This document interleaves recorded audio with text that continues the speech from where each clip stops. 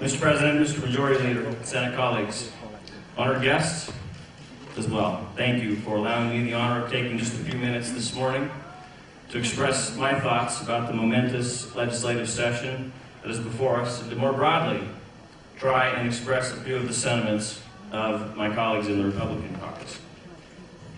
It is heartwarming, as always, to see the family members and special friends who have given so graciously of their time to mark this first legislative day with us. To you, a special thank you. I'd also like to welcome the new senators on the floor. Democrat Senators Irene Aguilar, Angela Giron, I worked so hard at that, Lucia Guzman, and Jeannie Nicholson. And joining the Republican team this year, we have Senators Kevin Grantham and Kent Lambert from Southern Colorado. And representing our West Slope delegation, we welcome Senators Steve King, Ellen Roberts, and Gene White. Congratulations to all of you. We look forward to working together.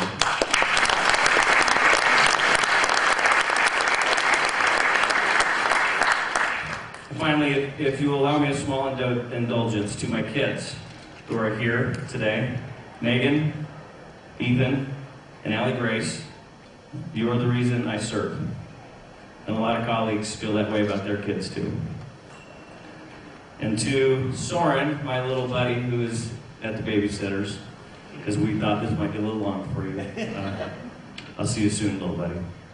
But mostly I want to say to my beautiful wife, Kimberly, it means the world to me to have you here today. To me, your courage and grace and dignity shine like heaven's brightest stars.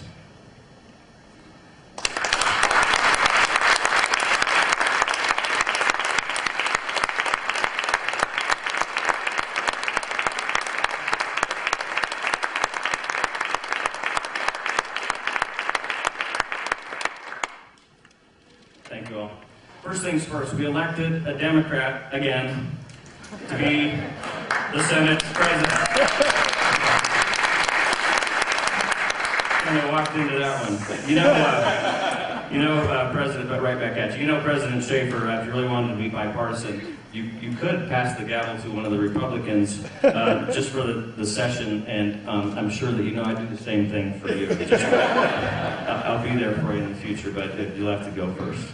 But in all seriousness, Mr. President, you have been reelected to preside over the Senate of Colorado. And this speaks highly of you and your abilities.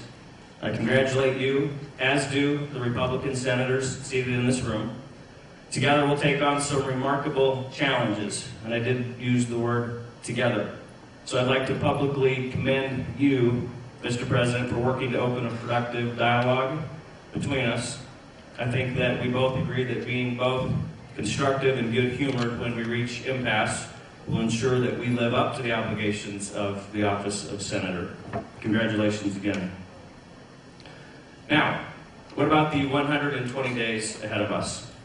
When it comes to predicting what the 68th General Assembly will look like, most people recognize the steepness of the mountains that we must climb if we're going to do right by our charge as state senators and right by the people of the state who have placed their trust in us.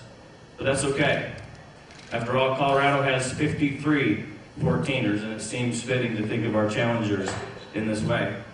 And isn't it challenge, after all, that draws the best out of leaders? I like John F. Kennedy's words on this subject. The problems of the world cannot possibly be solved by skeptics or cynics whose horizons are limited by the obvious realities. We need men who can dream of things that never were. I think if the president said that today, he would certainly include women. So what mountains must we climb, and how do Senate Republicans propose to do it? First, we must reignite economic growth in Colorado. I doubt anybody in this room disagrees with that. Republicans are interested in taking bold and constructive leadership in rebuilding and supercharging our state's economy. We must create an atmosphere where businesses of all kinds, not just a favored few, are made welcome by governments at all levels. For Republicans, this means first and foremost that Colorado's government must build a low-tax policy framework. Getting there will require some teamwork for both sides of the aisle. We ask for you and your caucus, Mr. President, to join us in a conversation about ways that we can begin reinstating the critical tax incentives that were eliminated just last year. These have cost jobs.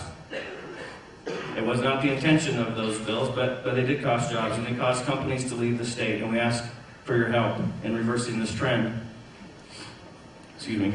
And we ask our Democratic colleagues to re-engage in our shared interest in eliminating the onerous business personal property tax.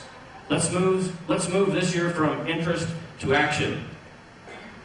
And let's go a step further by considering other ways that we might promote a low tax and fee policy in the state of Colorado.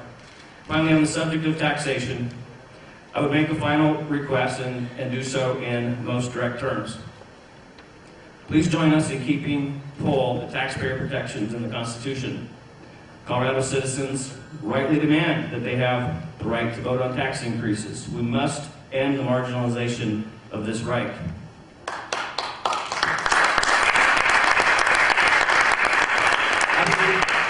I believe that taking these bold steps would send a clear signal to that Colorado businessman or businesswoman out there that making that capital investment and hiring that additional employee just might make sense again.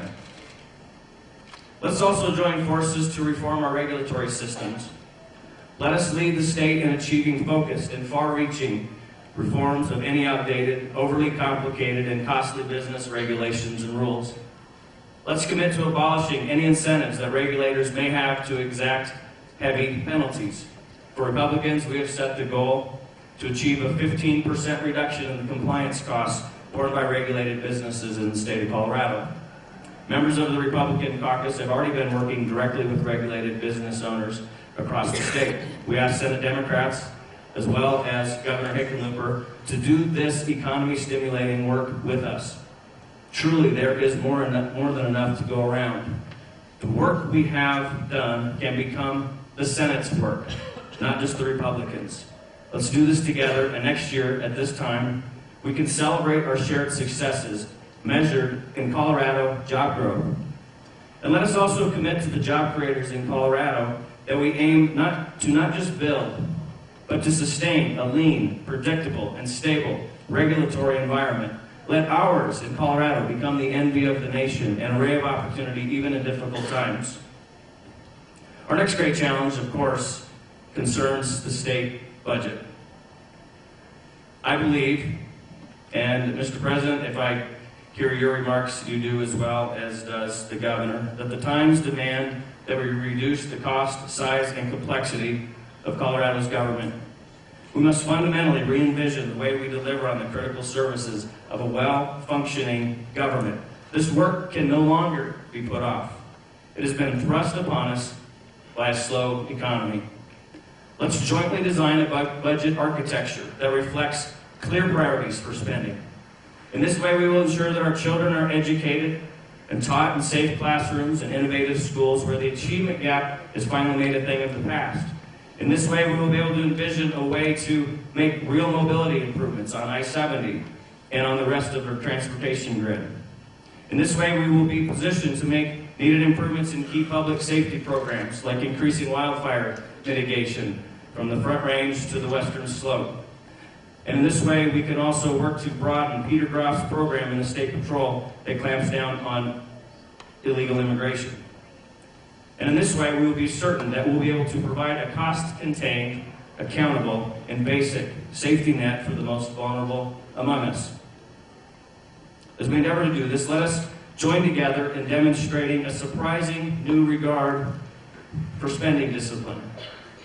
Also, let us no longer rely upon the excesses of a compulsive federal government to get us through the next tough time. As we do these things, let's not forget about the family. It won't surprise you all that I think that Ronald Reagan had it right when he said that all great change in America begins at the dinner table. It's good to remind ourselves from time to time that strong families make great neighborhoods, churches, synagogues, and in turn, great local communities. In these places, lending a hand in times of need and pointing to great hopes on distant horizon Horizons, practicing and modeling compassion, loving children, and showing them the way that they should go. These jewels of our society are all just parts of everyday life. And while Colorado's political leaders, you and I included, want the best for its citizens, it's healthy and appropriate to acknowledge the shortcomings of any government, and that the real promise for a brighter tomorrow is carried about in the hearts of our families. Together we can answer the call of the people of Colorado and accomplish these goals if we're willing to build bridges of partnership. Building such bridges seems to be unnatural in politics. It requires civility, more than a little humor, and willingness to be constructive, even while maintaining one's own closely held principles. Beyond that, it requires that our only non-negotiables are those of the people of Colorado, not those of our political parties. So borrowing on a line from Dick Morris, I'd like to say to the citizens of the state of Colorado, who may be suspicious that something may be in the water here in the Capitol that make us think and behave the way that we do. I don't know if you're right about this, but I pledge to boil all the drinking water in this building in order to kill any bugs of bad judgment that may be there, just in case. And Mr. President, since I'm providing the boiled water, I might as well give you a tea bag to put in it. And don't worry, it's not from Boston. It's from Boulder. I got you Celestial Seasonings tension tamer. In closing, I'd like to say to the citizens of Colorado, thank you. Thank you again for entrusting your government to our leadership and judgment. That's a big trust. May God bless you and bless our efforts here on your behalf. And may the pursuit of our brightest days and highest aspirations give us the fortitude required to summit the mountains that lie ahead. Thank you.